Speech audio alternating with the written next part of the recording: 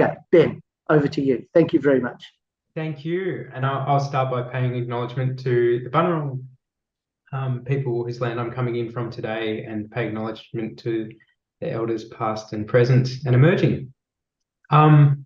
Before I even start, I just want to say I'm a huge fan of the work this group does. You've been doing amazing things.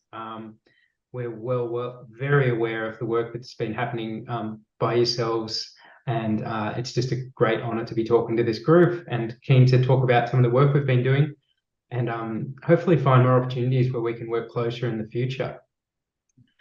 If there's any issues with sound or anything like that, let me know.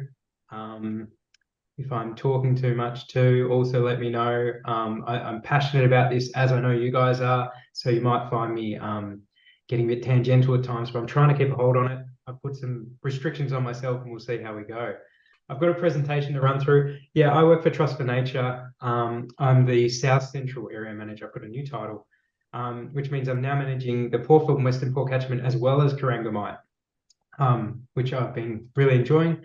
Yeah, it's been 16, 17 years at the Trust. I've been working there for such a long time because I believe in the mission of the Trust, and I believe it's the vessel that can make change. So I'm very passionate about it. And as part of that passion, I'd love to talk a bit about it. Some of it might be some old ground that you guys already know, but I just thought if we touch through it, we'll make sure everyone gets on the same page. And I have a presentation. If anyone sees the number of slides that I have, don't get scared. We're not going through them all, just in case. Yeah, just everyone, it's fine. It'll be a normal session. So I'm keen to talk a bit about the Grassy Eucalypt Woodland Reserve and some of the work we've been doing. But before I get started, for those who might not know Trust for Nature entirely, we're one of many organisations around around Australia and around the world that protect conservation values on private land. And for Victoria, we're the main body for doing this, and we use various techniques and tools, which I'm going to describe as we go through this presentation. It was started in 1972 under the Victorian Conservation Trust Act, under the Rupert Hamer at the time, and I've heard it was affectionately called the Hippie Act at the time, because lots of people wanted to find ways that they could donate land that would become part of national parks, and later it was used to protect people's own properties and basically create a national park in your backyard that's owned by yourself. Some of the first blocks that went through in the early days were parts of Arthur's Seat and various other spots around Melbourne that went through the Victorian Conservation Trust, which became Trust for Nature, and into our reserve system. Victoria has the highest proportion of private land of any state or territory, as some of you will probably be aware. And as it's a highly altered state, there's lots of vegetation that's lost on an even daily basis. 2/3 of Victorians' ecosystems are underrepresented, and nearly 90% of all underrepresented ecosystems occur on private land. And I guess I'm just setting the scene to say we've got some lovely national parks and state parks, but a lot of the values that we really need to protect are now on private land, and that's the space that we've been working in predominantly. We've got a couple of tools for conservation, which some of you will be aware of, and I'll run through these kind of briefly and then get stuck into how we've been using these tools in the grassland recently. For those of you who haven't heard about conservation covenants, they're basically a legally binding agreement that sits on title in perpetuity. So it means that the covenant is signed off by the landholder, Trust for Nature, and the state government, and it can't be removed unless all three of those parties agree to it, which just doesn't happen. So it's basically the strongest tool we have for protecting conservation values on private land. As I said, it sits on the deed of the property, and no matter how many times the property changes hands in the future, that covenant stays on there. Those covenants can protect both natural and cultural values according to our Act, and they can apply to portions of a property or to a whole property. So some people, I'm not sure if you can see my cursor there, but in this instance, there's a farm here, and they've got the bush area covenanted, but they've left that out. So it does allow for that flexibility of people being able to live on the property, but also protect a portion of it. Another instance here is a bit more of a one where someone's got the whole property covered. They've got a domestic area defined, so the domestic area doesn't spill out too much. This area is cleared, but they wanted to allow for it to be a modified area that allowed for free movement of wildlife. So they've actually got a covenant that just protects the modified land, and then they've got a bushland here.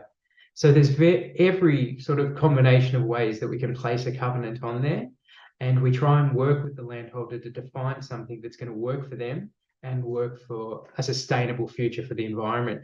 Because as you can imagine, these deeds are on title forever. We need to make sure that it's viable into the future, that they're not sort of cut up into these unviable patches for the flora and fauna that occur there. And we also tailor every deed to that, the deed of covenant on the property to specify the exact reasons why we're placing the covenant on that property. So we can restrict activities like building, clearing, recreational motor vehicles and things like that.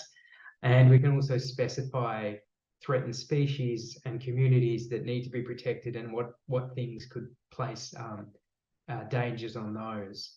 So it's very prescriptive, and it's used as a tool that's supposed to be usable by the next landholder and the next landholder from there.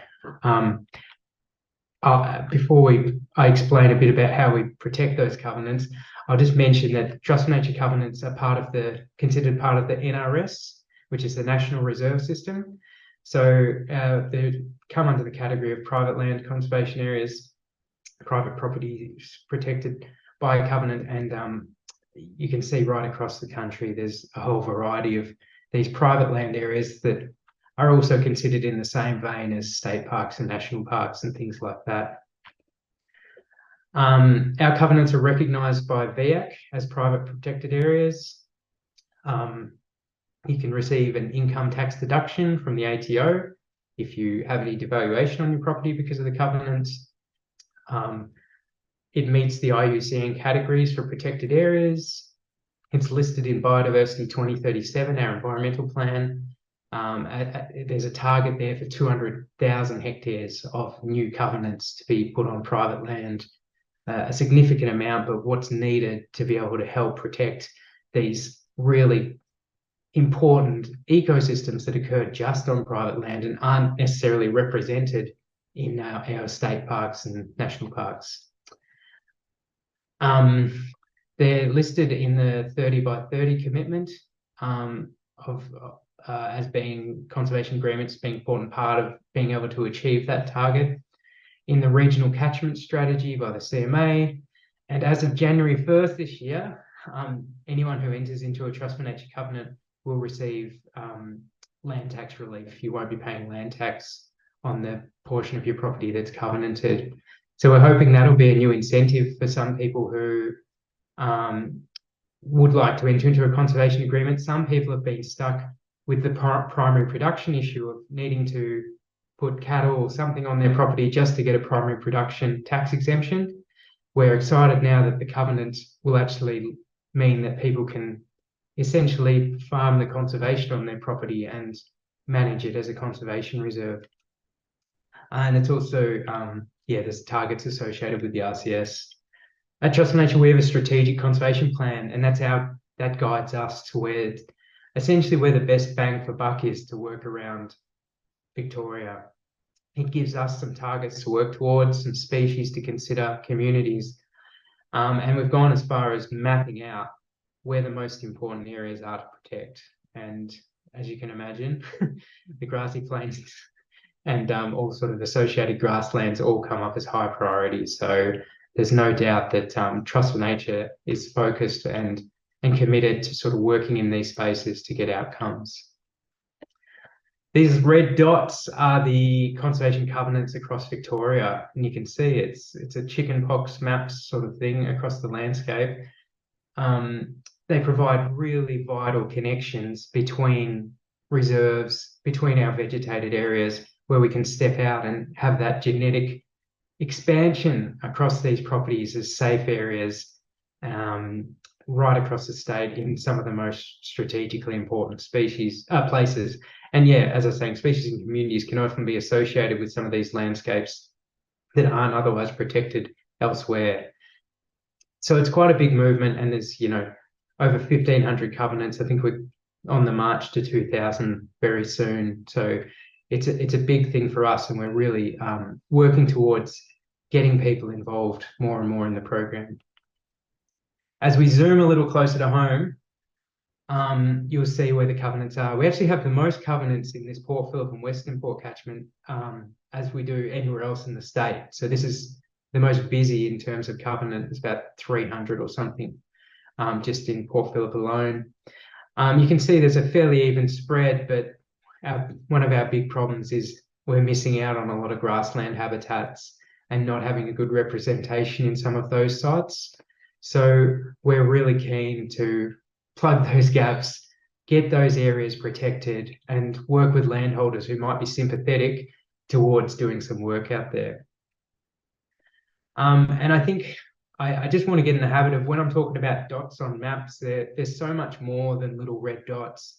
There's a whole community of people, landholders, who have gone that step of voluntarily, altruistically protecting their properties so that they know it'll be managed and looked after into the future. And so they're not just red dots, they're people, they're families, they're communities who've got behind this idea and empowered themselves to protect their own properties. And beyond that, all those properties also represent a whole variety of species, communities, and everything else. So I'd like to refresh my mind all the time to say they're not red dots, everything. They're species, communities, they're people, they're everything that's part of that covenanting process. You might notice too, this is the time of the day where the sun seems to hit me straight in the face. So if I have to get up and close the blind, lots of people have these in their house, I'm sure. A covenant's not much value if it's just a piece of paper, and that's why we have a stewardship program that goes and monitors the covenants. As part of that, we go do flora and fauna surveys, we write management plans that we update, we ensure the property is not being cleared, and we work with the landholder. Not everyone's in a financial or physical capacity being able to manage their property, so we find ways that we can support them. And stewardship's a huge part, and here's an example of the sorts of treasures that we find on those visits. And this Miarodawai, which is fairylands. I think this was in 2007. Oh, 2008. It's written there. Yeah, it was found on a property in Gladysvale, and it's a really good indicator. It's a saprophytic herb. It grows in sort of the mulch layer. It's a really good sign that you're in some good quality vegetation there. And here's some of the landholders that we found it with. And you can see just these tiny things are things that we can help pick up on a stewardship visit, know when this comes and goes, and we get a whole collation of data over the years as we do these visits, where we can watch species change, things come back, things go, and we compare it over time. And that can help influence how we manage it into the future. We've got a revolving fund which buys and sells properties. Basically, we've got some money set aside that if a strategic property comes up, we buy it, place a conservation covenant on it, sell it, and all the funds go back into that revolving fund. It doesn't have a lot of capacity to lose money, but not recoup its costs as part of purchase. So we do need to sell things and bring back to it, but it is a really great tool that you can utilize when you need to. And as part of our land acquisition work, we currently own about 42 reserves, and 10 are in Melbourne, and they protect many species, including some of the ones that are listed here, but the list is really long. And so, yeah, a couple of TFN owned properties, none over in the west or in the north. Sort of our closest properties around there have Smith's Gully and over in Happy Valley, Clarksdale. But historically, Trust Nature's been involved in a lot of land acquisition where we've been purchasing land with donations, whether land's been transferred to us or whether we've just been able to make a purchase through some other means. And the list is incredible. Churchill Island, Edith Vale Wetlands, which is $19,000. Greens Bush, which is the reason I work for the trust, because that was actually for sale when I was a kid, and it was about to be subdivided, and there was a huge campaign where people got behind it and were able to purchase a portion of it, and the state government matched that, and that's now a really large reserve. William Ricketts Craigieburn grassland was another one that came through us, and Long Forest, but that list goes on and on. Terrick, a whole bunch of other places. So I want to talk about the Grassy Eucalypt Woodland Reserve, and I'll get to that. It's been a 2-year project, and we're just coming to the end of the first phase of it, which we'll call phase 1. And so far it's been DECA working with Wurundjeri and Trust for Nature in this phase, as well as a lot of community members and so forth. It comes out of the Melbourne Strategic Assessment, which I'm sure you're all familiar with, but it was part of a levy act, which meant that developers will put aside amounts of funding as they're developing in the urban growth boundary. That money will then be used to purchase and manage reserves which have been designated. So our reserve is the little yellow one that we're going to be talking about here, the Grassy Eucalypt Woodland investigation area. This reserve is earmarked to be 1,200 hectares in size. And I'll talk a bit about some of the logistics of working through that. This is a bit of an example of how the levies have worked. There's set amounts for whether it be different per hectare rates from different things that are occurring. This is all available online. So you can see the amounts that get put aside as part of the development, and then is being used to build this reserve network. So you can see in this thing, developers pay a levy to offset biodiversity impacts. The funds go towards conservation programs and reserves, and there's ongoing management to protect threatened species. So I guess the area we're sort of working on is in this space here, and I'll talk a bit about it. I guess a broader reason, and this is the wrong group to be explaining this to, but I'll run through it anyway, has been the tremendous amount of clearing that's occurred across the Victorian volcanic plain because of its, I guess it's farming and urban benefits. So it's been really terrible to see how much that's been cleared, and the patches left are so highly valued for conservation values. And so working in this space has been really difficult because so much of it's been lost. But there are some positive news stories that I'm hoping we can talk about today. So on first look, just to get your eye in for what this area looks like, because these communities can look different no matter where you are around the space. And I just want to give you, this is going to be very visual as we move through, and we'll have some pictures. You can see sort of Themata grassy woodland, eucalypt grassy woodland, derived grasslands. You can see often they've been modified, but still rocked, and then scattered trees. They're the sort of broad habitat sort of context that you might come across in this space, but there's some sort of primo examples of it that we'll come across shortly. So this is the study area. This is where we've got to get the 1,200 hectares. To give you an idea, one of these parcels like this one is probably about 100 hectares. Where you see these dots, that's the trees. So it's quite a tight area to find 12 properties of 100 hectares that want to be part of the program of looking at the future of their properties.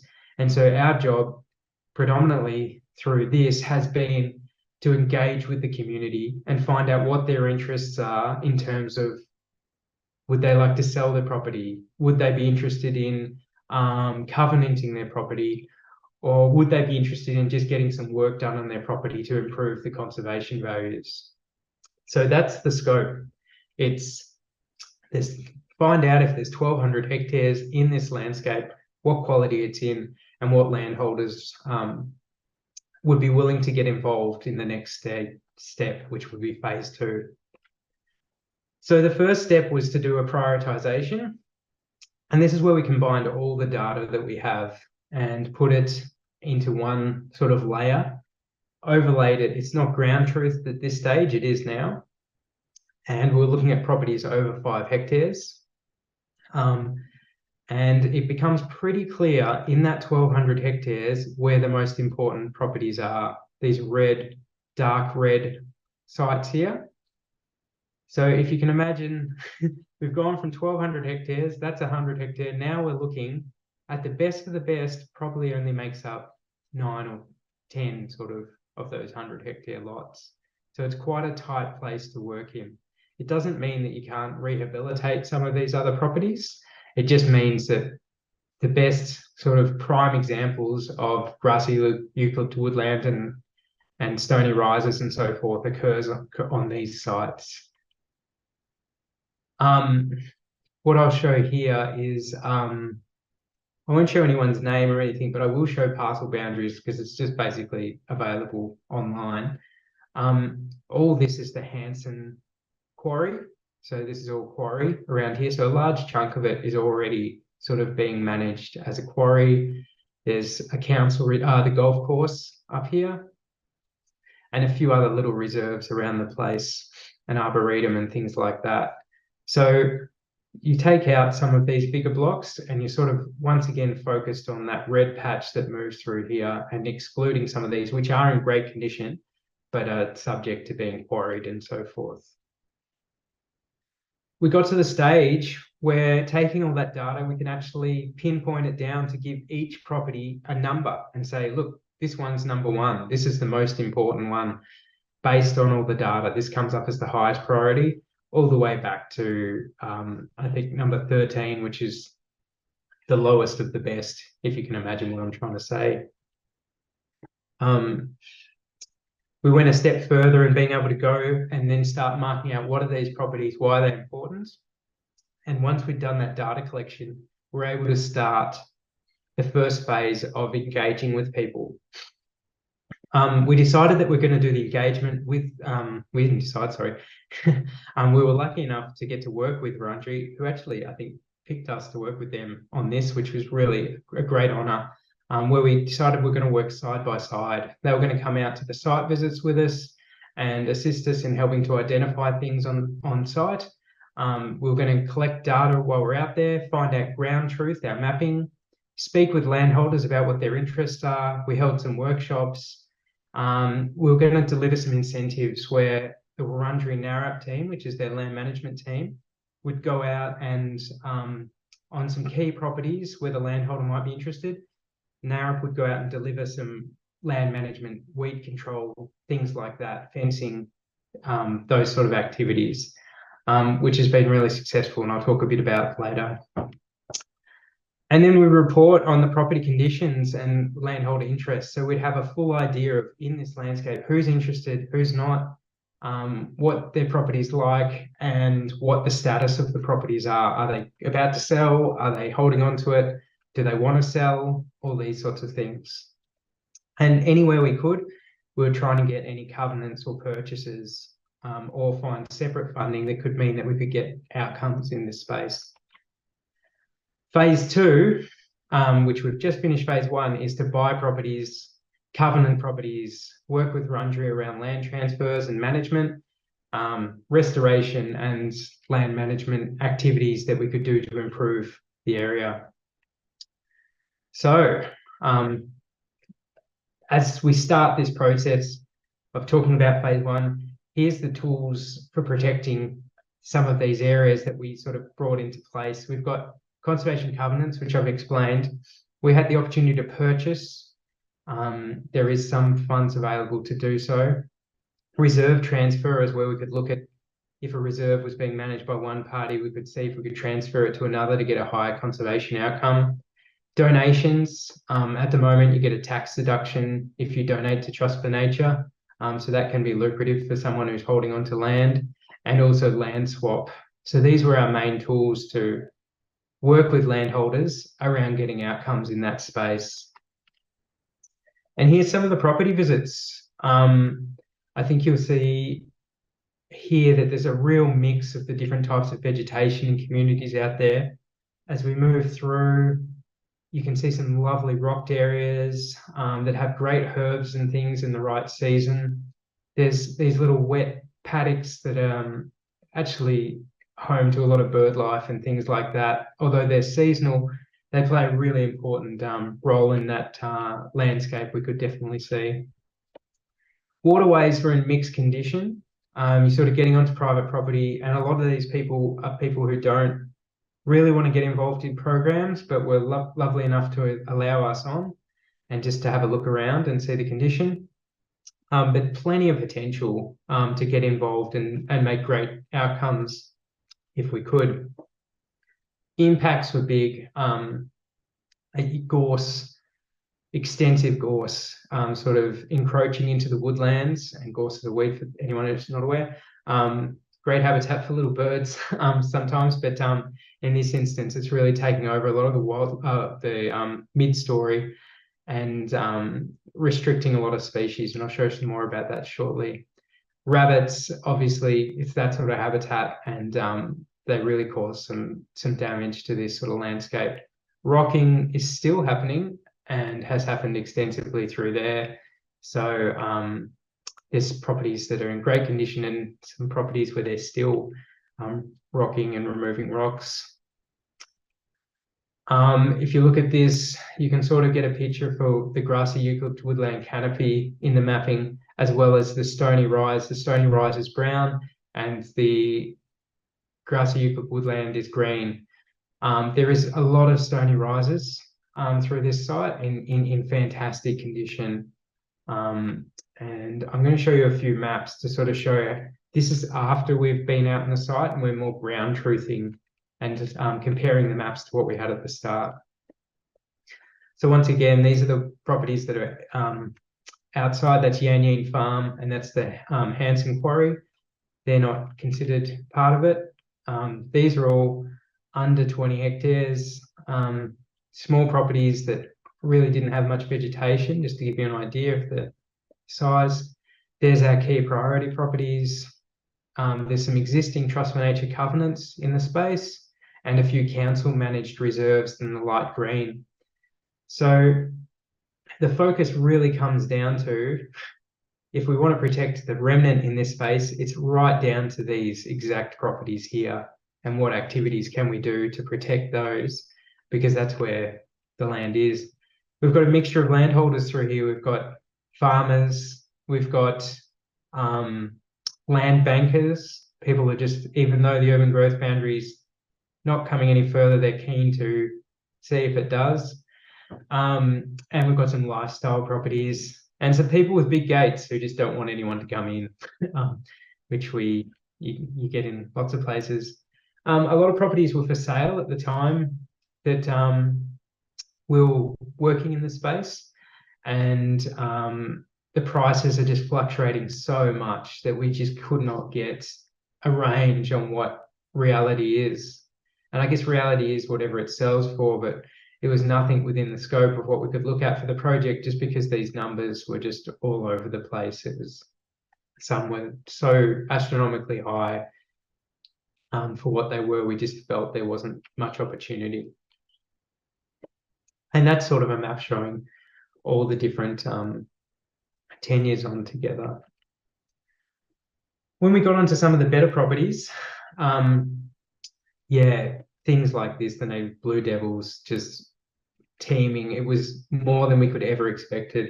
This is Dave Mullins. He's from the Wurundjeri Narrap team. He came out to our initial assessments and was able to identify so many different cultural sites. I didn't realize how much entirely tangible cultural heritage is out on site. And I can show you some of that we've got permission to show shortly. But Dave was great at being able to pick it up. He's a Wurundjeri member of the Narrap team. And that's Rachel Douglas, who did a lot of the field work.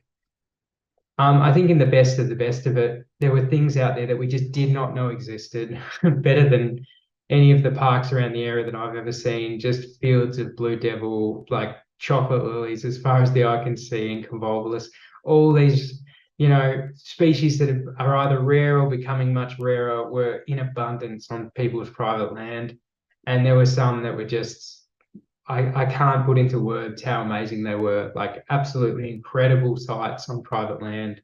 So there's some real gems out there, and it just made us so clear on what we needed to do, and that's work with these landholders.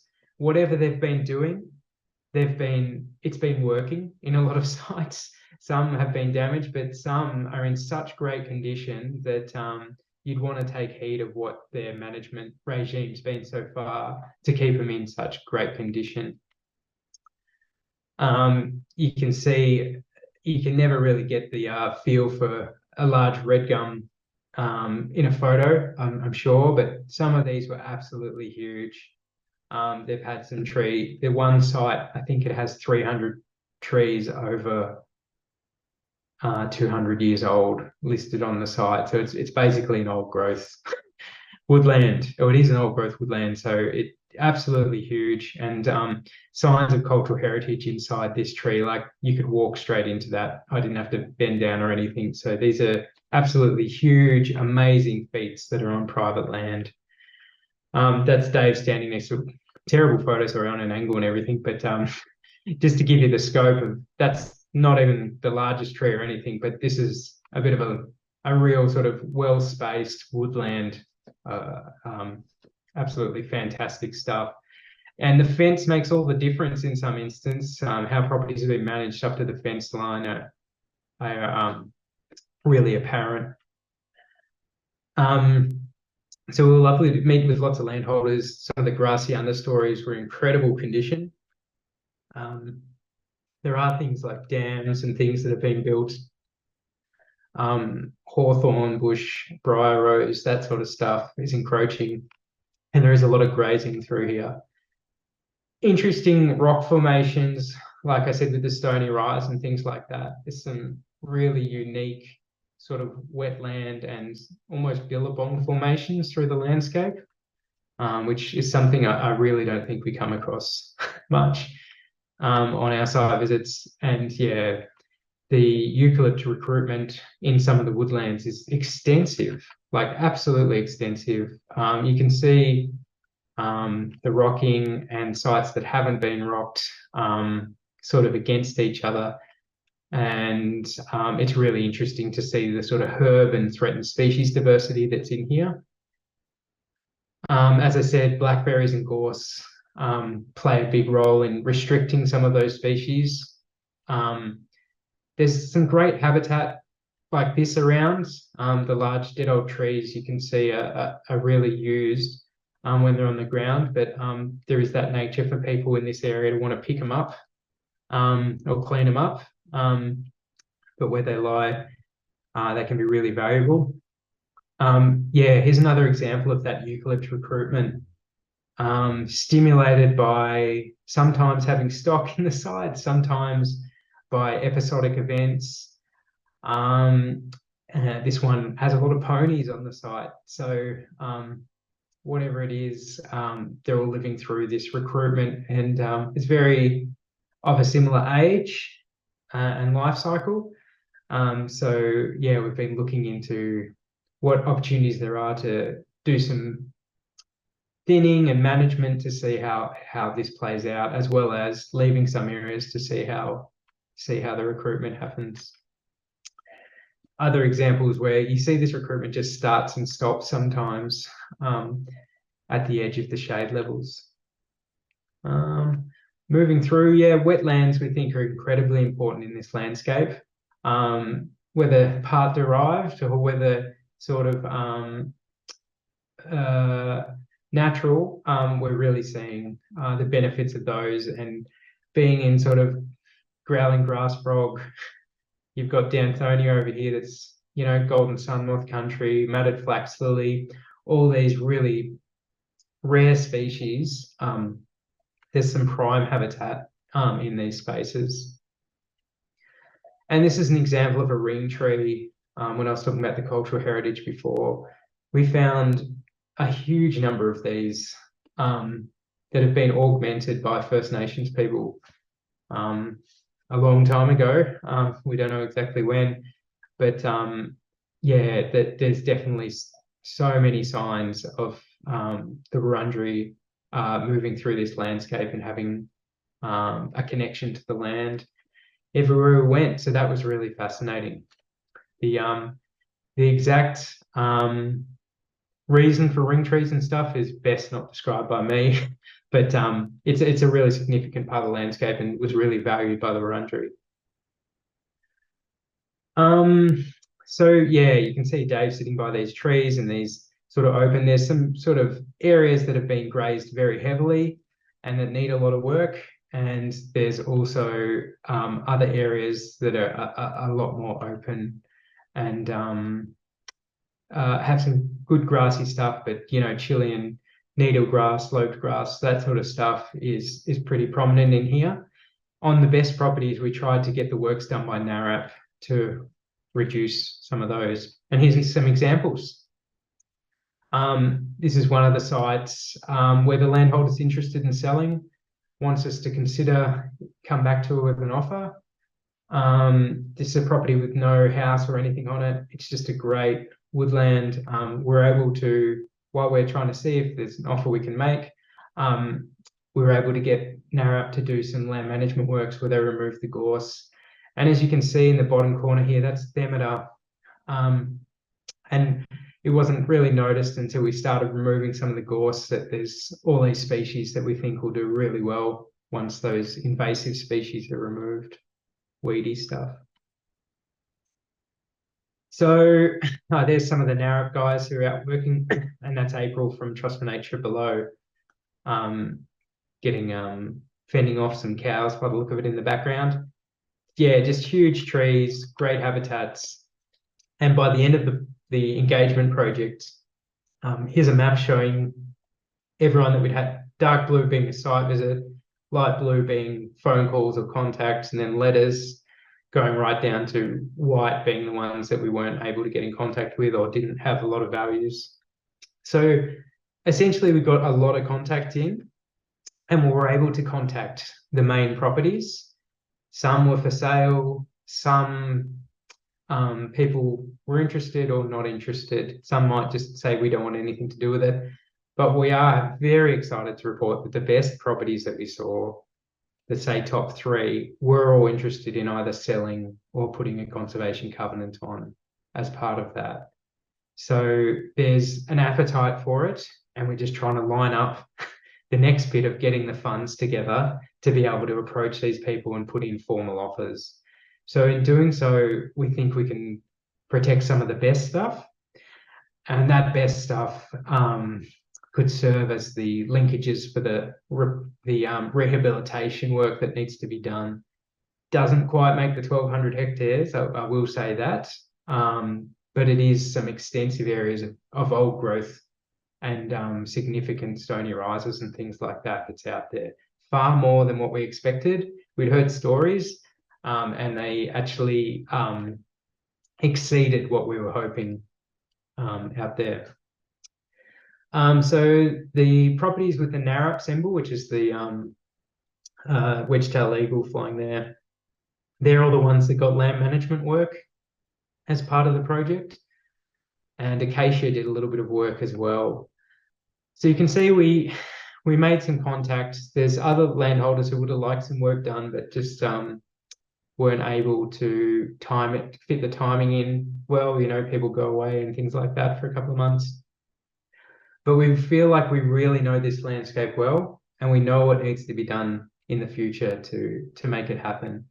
So I think the next steps are working with these landholders to get an outcome that'll be really exciting and really protect some of the best examples of grassy eucalypt woodland and associated sort of vegetation types that we believe is out there. So all the potential in the world, it's just about lining things up to make things happen next.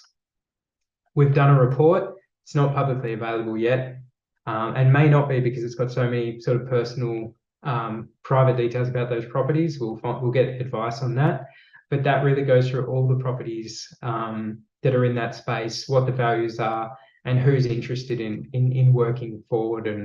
And you know, if a property changes hands, everything changes, and we need to be aware of what those properties are. But we now know what we're looking for, and when any changes in that landscape, we can approach people. As a really broad thing, the whole study area is about 5,800 hectares. 346 is under council ownership. 393 is the quarry. 150 is going to be a freeway extension, or is under the potential for being a freeway extension. The remainder is, you know, about 131 properties. And only 46 of those properties are larger than 40 hectares, which is sort of a decent size of what we need. And a lot of them have houses and that stuff. So then going further, of the 46 properties that are privately owned and above 40 hectares, 10 are located north of Donnybrook Road and have lower.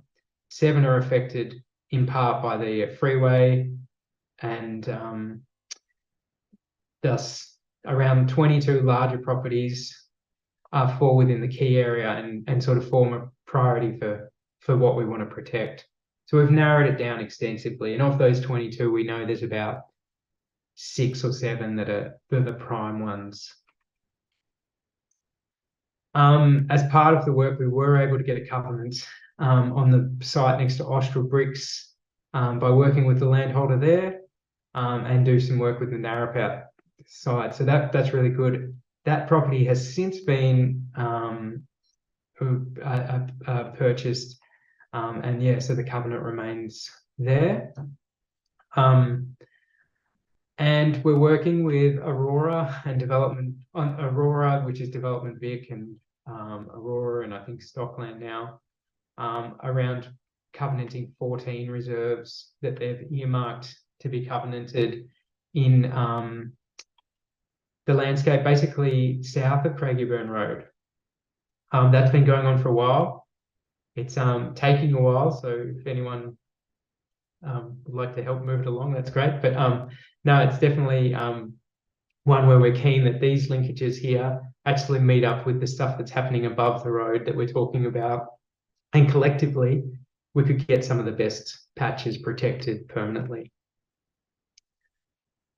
And just before I wrap up, because I'm sorry you've heard a lot of my voice, we're also, this year, we've been running for 7 years the Warrenbeek Rangers program, which is a First Nations Cert 3 in Conservation and Ecosystem Management.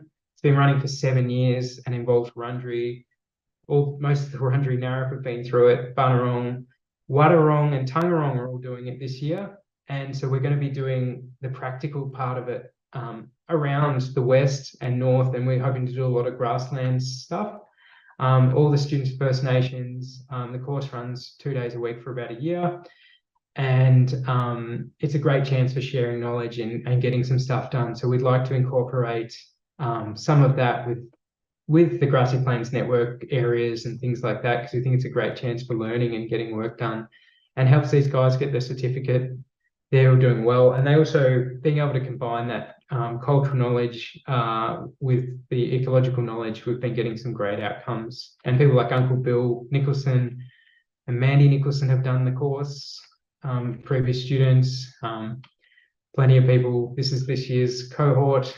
And yeah, it's a big part of doing field work. You can see here, one student wasn't happy with the axe we provided and made his own stone axe by hand.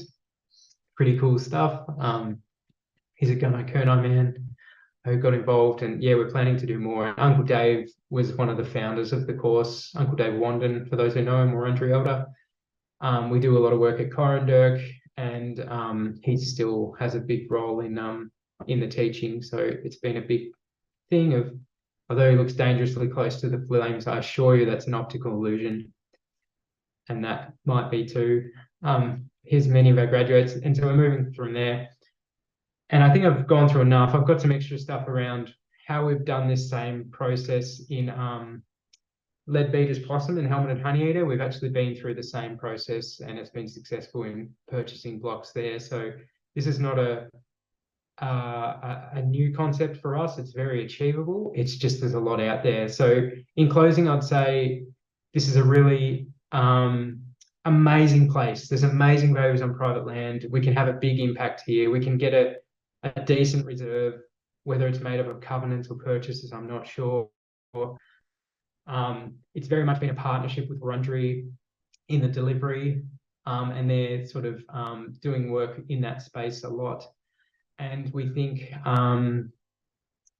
getting more and more outcomes in this space could help the whole region, because there's so many conservation values on these sites.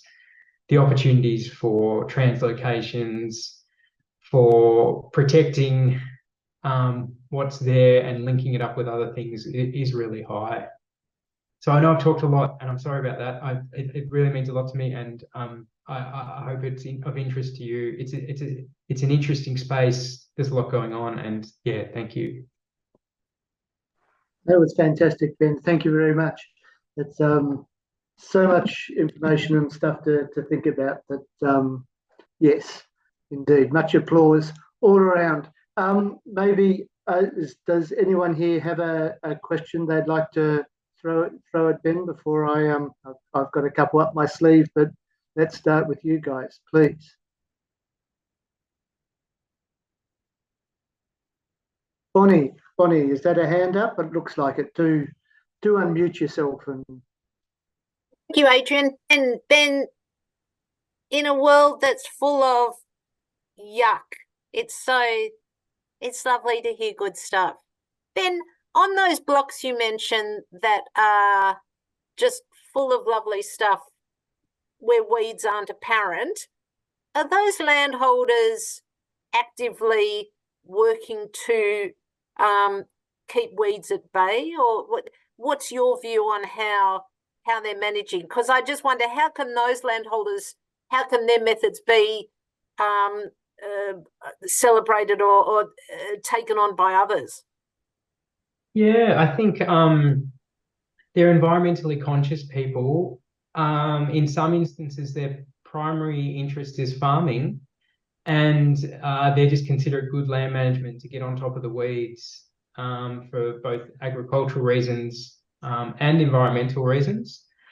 I'm hoping that if we can get through phase 2 and get more people locked into covenants, or I don't mean it in the intensive lock, but involved in covenants and land purchases, that we can hear more from them about their journey, because one of them has had, the two main properties have both been in their ownership for one 150 years and another one 80 years or something like that. So these people have been on the land for a long time and have a really good understanding of what works and what doesn't.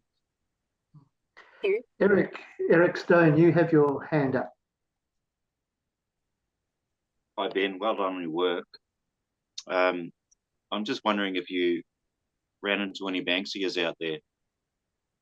No, it's a great question. We haven't, but I've heard whispers of them being in that landscape, and we were hoping to come across them. Do you know any good sites close to there? Only the reservoir, Yan. Yep. Yeah. That's the only one that I'm aware of. Yeah. And yeah, no, we didn't. But we were conscious of that going in, just because we actually heard through Wurundjeri to keep an eye out for Banksias, and I think that's probably because they manage Yan a lot, so we'll do work out at Yan. Thank you. Thanks. Very interesting. Jane Kenaway's put a question in the chat about the minimum size for a covenant, and is there a reason you're going for the 40 hectare limit? Is it just a practical? It's too hard to discuss with people over a 2 hectare parcel, or is there other reasons? Look, I think all this landscape, if you've got a couple of hectares of really good vegetation, it's all EPBC listed. So for us, it's really worthy of a covenant, even at a few hectares. We would do small hectares. I think we were looking at big pieces as to make up I mean, a covenant that's 40 hectares costs the same as a covenant that's 3 hectares sort of thing. So we were looking at how do you get the best bang for buck and protect the best sites first. And that generally was over 40 hectares. But we'll work with anyone who's got grasslands and stuff, and everything in there needs to be protected as far as we're concerned. Jerry Ho's got a question here in the chat. The landowners who don't want to get engaged, what are some of their reasons? Land banking was a big one. So they're just waiting to see if they can develop the land. They're not in a hurry. They're happy to just let it sit. And so they're just waiting. Others weren't keen on any sort of environmental stuff. They were much more, I don't even know what the counter to that is, but they weren't interested in that sort of logic, or a bit cautious. We do think if we could get another year or two in the landscape, even 1 year, we could build up a bit more confidence, because some of that stuff's just about continuity in the landscape, as many of you will be aware. And so if we could build that trust a bit more time, then we reckon we get good outcomes. Just to follow on with that, Ben, what's the deal with funding and purchasing? Is it like, I mean, the MSA has a substantial amount of money, and it's all getting paid for by developer levy. So is there a reason, like you say, you're waiting for people to get back to what people, there's negotiations and prices, and you're only on a 2-year program instead of a 5-year program. What's going on? It's a good question. We're at that stage now where we're scoping up something for DECA to see what we can do next. We've lined up these landholders. We know what they want to do, if they're interested or not, and now it's about seeing what we can present. And so we're putting together a proposal that's due at the end of Feb, and then we'll see where DECA wants to go for the next step. I think it's been kind of beneficial having that step away from DECA, like giving us the work to do the on-ground stuff has worked well with the landholders, we think, because it's a different sort of relationship that you can form, and having the voluntary by our side through the whole process has been really good. It's been great to see people really want to pick the brains of the NAREP team and learn more about their property. Jane, you've got your hand up. I do. Hi, Ben. G'day. Good to see you. Yeah, Lovely to see all those pictures of the NAREP team too. yeah. Yeah, you sort of asked part of my question there about the finance, Adrian, because I was going to ask about funding. Are you going to do a GoFundMe, or what do you need, or whatever? But is getting covenants on the land the main goal, or are you actually looking to buy long term and sort of create parks or whatever? What's the goal? In the MSA strategy for this particular reserve, it's listed as being a mixture of purchase and private land agreements, covenants and things. So I guess it's that thing of looking what's on the property and then trying to figure out which tool fits best in protecting it. So but it doesn't always work like that, because we've got some that you go, oh my God, they've got to buy this straight away, but the landholder will clearly say, I'll put a covenant on, but I don't want to sell it, and that sort of stuff. And so we're trying to fit which options fit with which landholders. And we do acknowledge that it'll be a mixture of both. At this stage, anyone who voluntarily enter into a covenant, we're keen to work with as well. But we're hoping that with DECA, we'll be able to get some incentives together to be able to get them. So with the land banking properties, Ben, are they like in serious decline, like what's happened in the Western Grassland Reserve and so on? Like they know that the government's going to get their hands on this land one day somehow by hook or crook. And I think the difference between this one and the West is, I guess, is this doesn't have that acquisition overlay over the site. So I guess they're using that as a beam of hope that things could change. I don't think it's a great strategy, land banking, in this. I think it's a very long-term strategy with the way things are. But the people seem to be in a position where that doesn't matter. They can just run it. They run some stock on it. They don't pay tax on it. You know, like it's a pretty they're just in a position where they can do that. I'm definitely not. Yeah, I was also wondering, like with you mentioned de-rocking, and I imagine there's some clearing of land that goes on as well. Sorry to sway into the negatives of the thing when we've had such a positive story. But do you have a lot of problem with, like, I mean, these are grey area legal sort of things? There's an EPBC listed community. People really shouldn't be able to take rocks out of the landscape and so on. Is that, yeah, what can you tell us about that? I think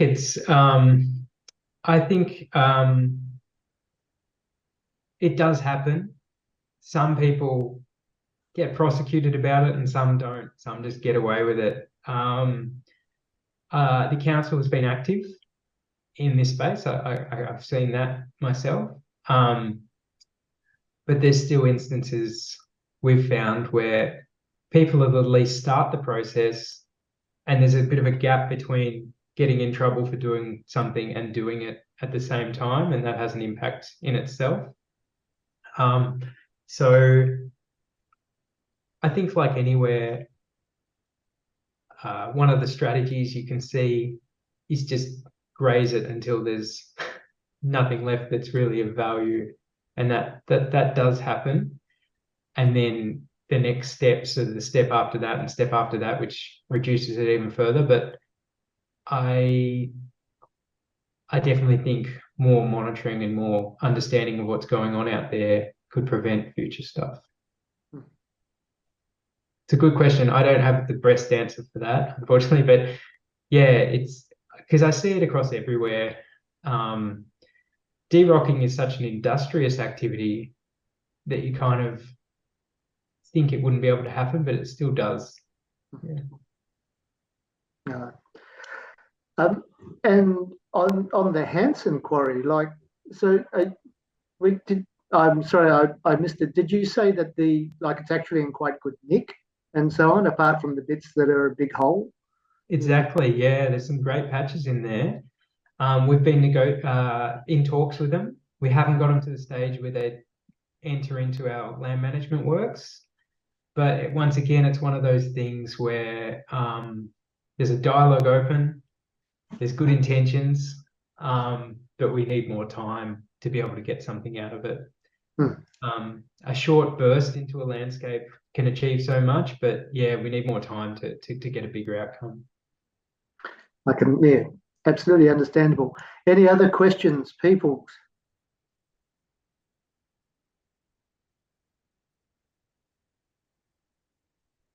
Really, no? Okay, going.